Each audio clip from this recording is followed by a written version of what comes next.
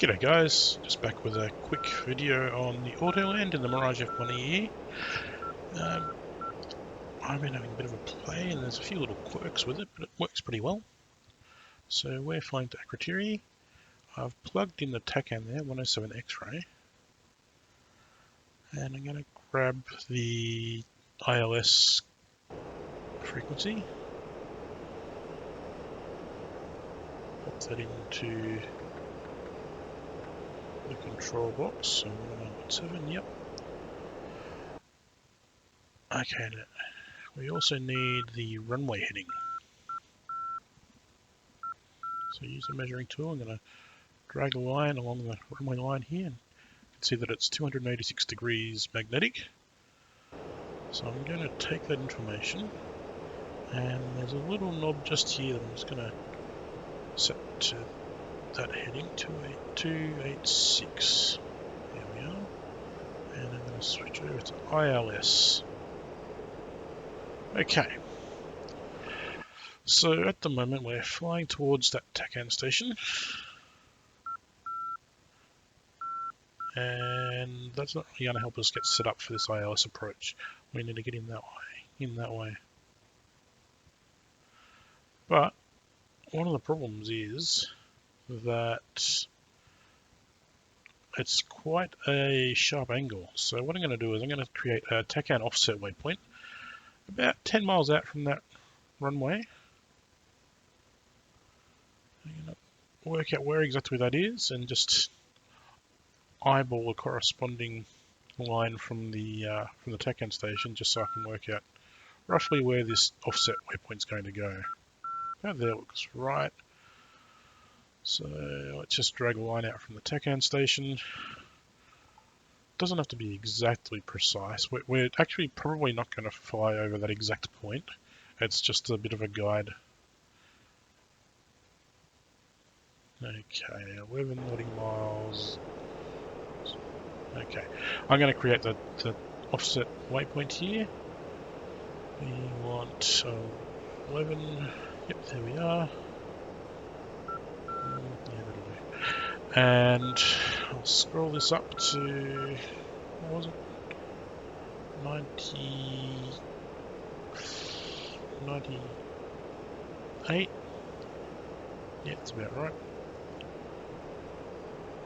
Set that to the offset waypoint. Drag my caret around there. And now we're going to head towards that spot. But that's going to be an awfully sharp corner to make just there. So what I'm going to actually do in practice is fly a little bit out to the east of that actual point and make a few gradual corrections as I come in. So out to there, turn more northerly, and then come back to the west. And that should be an easier set of waypoints to manage.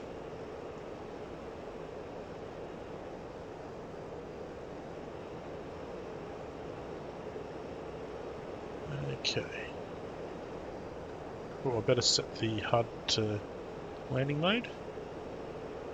And I'm going to raise my seat just to make it a bit easier to see over the nose. We're also at about 6,500 feet here. We're going to be wanting to be closer to 3,000 at about 10 miles out. So I'll take off active pause. And I'm going to start descending a bit. And what I'll do is I will fast forward a little bit from here and just touch in at various stages. Okay, we're back. A bit closer now. We're about to make a turn to the left. Not all the way to that offset waypoint, but a fair portion of the way.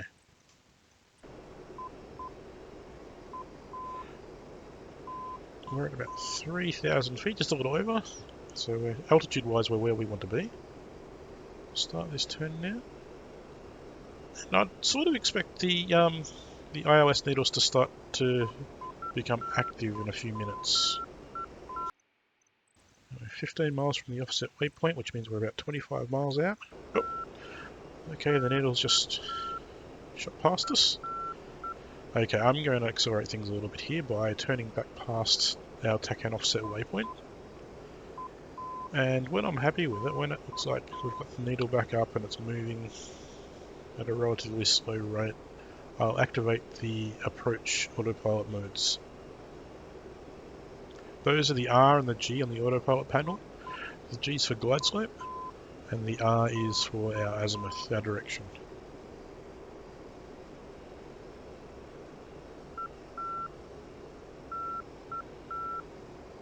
Okay, hopefully the needle should come back the other way in a second. And when it does, I'll start activating the approach autopilot. That's 10 miles from the offset waypoint, so we're about 20 miles out, give or take. Okay, just turned on the autopilot approach modes. Azimuth is green, which means it's now tracking the ILS signal. The red means that it's looking for it, but it hasn't quite found it yet. We're just outside of the glide slope beam. Now the red markers top and bottom of that one, and there's red markers on the left and the right of the azimuth marker, I think mean that you're close to the limits to engage, and so you want to bring it back on course. I might speed things up a little bit here. We're about to intercept the glide slope. Any second now, getting closer.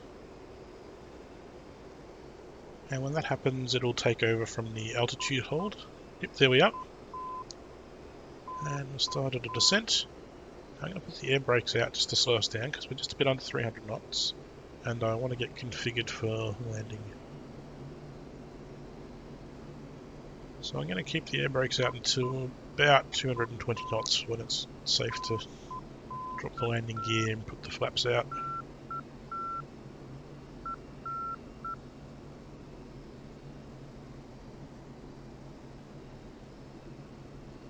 I do have to be very, very careful not to slow down too much. You can see my AOA is slowly climbing. Okay, we can get configured flaps out. I've probably left it a bit too late to throttle up, so we might get a warning in a second.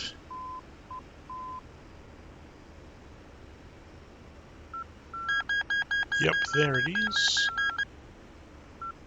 Okay, it's not too bad. I realised it before it was getting out of hand, so AOA is coming back down a bit.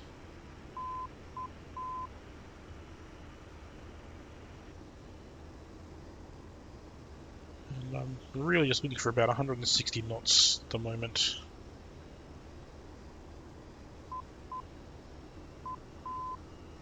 Descent rate's about 900 feet per second.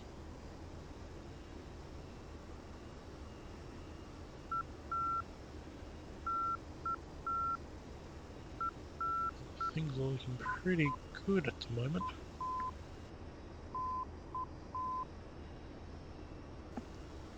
At this stage there's not much to do but just keep an eye on AOA and airspeed and enjoy the ride really.